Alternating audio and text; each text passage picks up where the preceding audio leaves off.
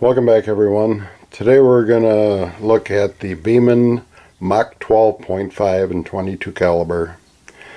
It's a Chinese-made break barrel by Beeman. It's rated at 1,000 feet per second, shooting lead pellets. This rifle is a cousin or clone of the Shanghai Airguns AR-2000 Jet. Shanghai Airguns rates the rifle at 940 feet per second. Beeman rates it at 1,000 feet per second. The rifle weighs 10 pounds.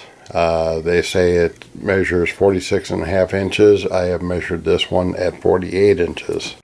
It also is rated at 60 pounds of cocking effort, and that is not overstated. This is a beast to cock. It takes a lot more effort than my Hotson 125 sniper. It is a very attractive gun, starting right with the metal muzzle brake, which is painted. The barrel is blued, and so is the receiver. The bluing is kind of a flat finish or a satin finish. It's not quite as glossy as some of the other rifles we have. There you can see it's the Mach 12.5 Sportsman Series with the RS3 trigger. Has a very nice European hardwood stock, and it has the typical SAG caps over the stock screws. There is no checkering on the forearm, but it does have some nice fine checkering on the pistol grip. And it's got a nice accent piece and kind of a butt pad right here so you don't scrape up the bottom when you rest it on something. The stock has very nice well-defined raised cheek pieces for both left and right-handed shooters. It has the white shim between the stock and the butt pad. A nice soft ventilated butt pad, and the white shim gives it a nice accent. Very attractive rifle overall. The scope mounts to a dovetail mount. It does have a scope stop. It does not have any indentations or holes for stop screws in your mounts.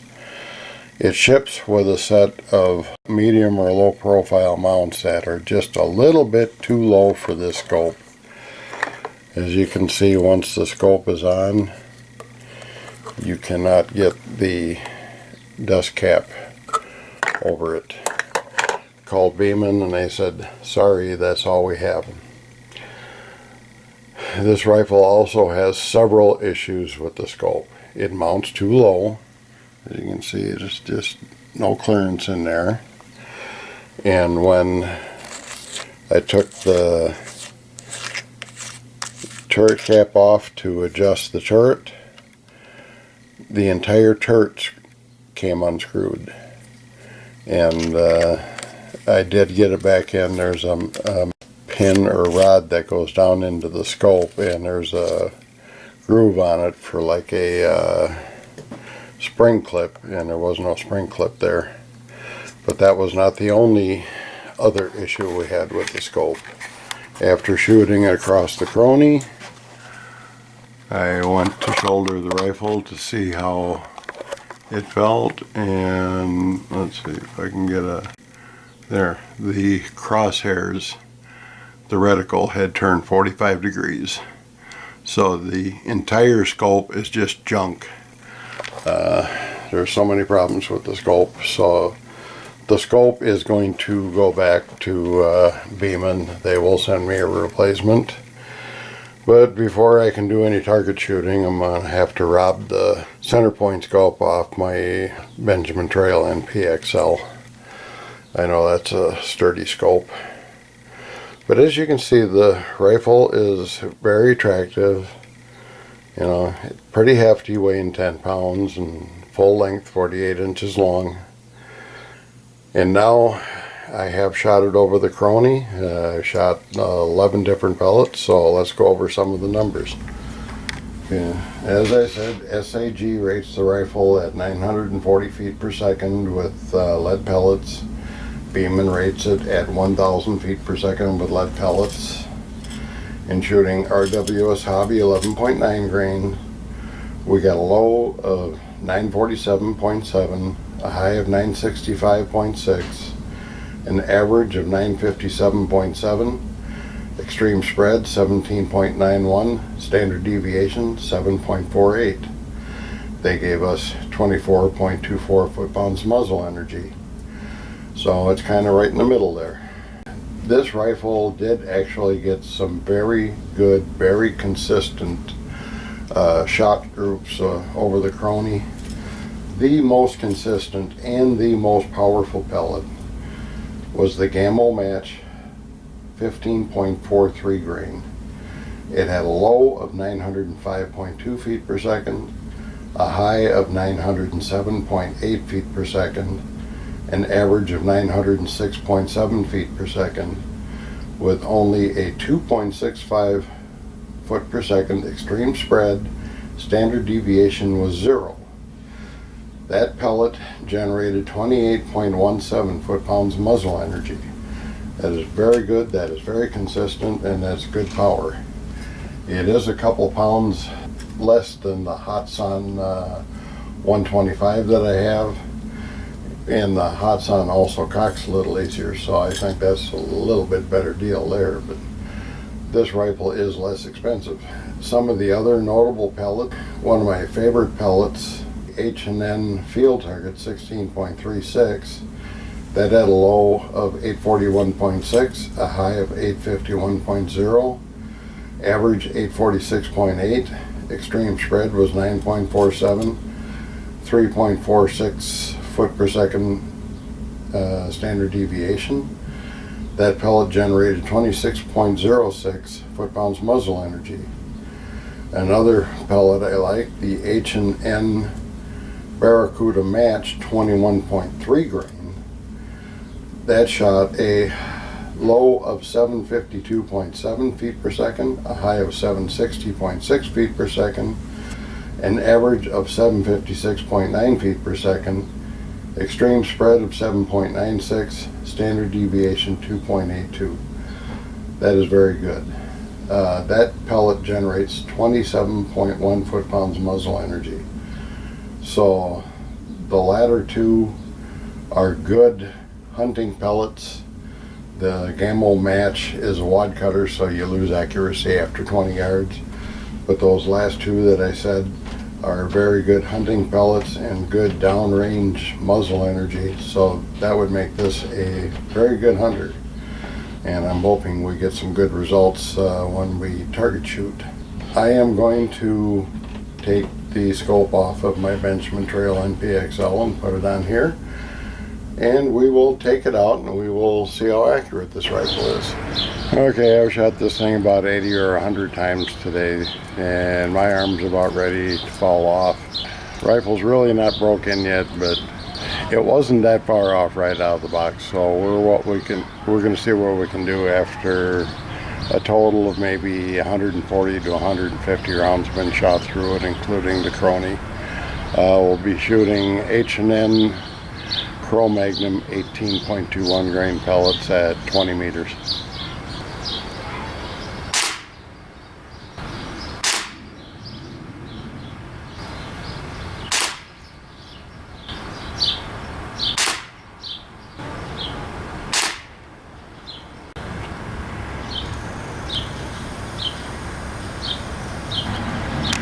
Well, the shot pattern appears to be about 1 inch in diameter. I'm sure it's going to get tighter once the rifle is broke in. I just don't think I want to be the one to break it in. That puppy cocks so hard. But this is after about 140 some odd shots, with 55 of those shots being over the Crony. And I'm not even sure that this is the most accurate pellet for this gun. It's about maybe the 3rd or 4th most consistent, so it's not too awful bad. I decided to wait 24 hours before I did the summary of this review after all the target shooting yesterday. I figured if I let the pain go away in my arm, I'd be in a better frame of mind and I might give the rifle a better review. Its strong points, it's a very attractive gun. It's got real beautiful European hardwood stock, very nice lines, nice recess in here for getting a good grip. It is a little bit thick, and it's got a very wide trigger guard, a wide trigger blade, and it is better suited for somebody with big hands. The stock is wide, the receiver is very wide. As you can see, it's much wider than even my Benjamin Trail NPXL 1100. It does generate more power than that rifle, but the cocking effort is just off the charts. I checked the cocking effort on the Benjamin Trail NPXL at about 37.5 pounds.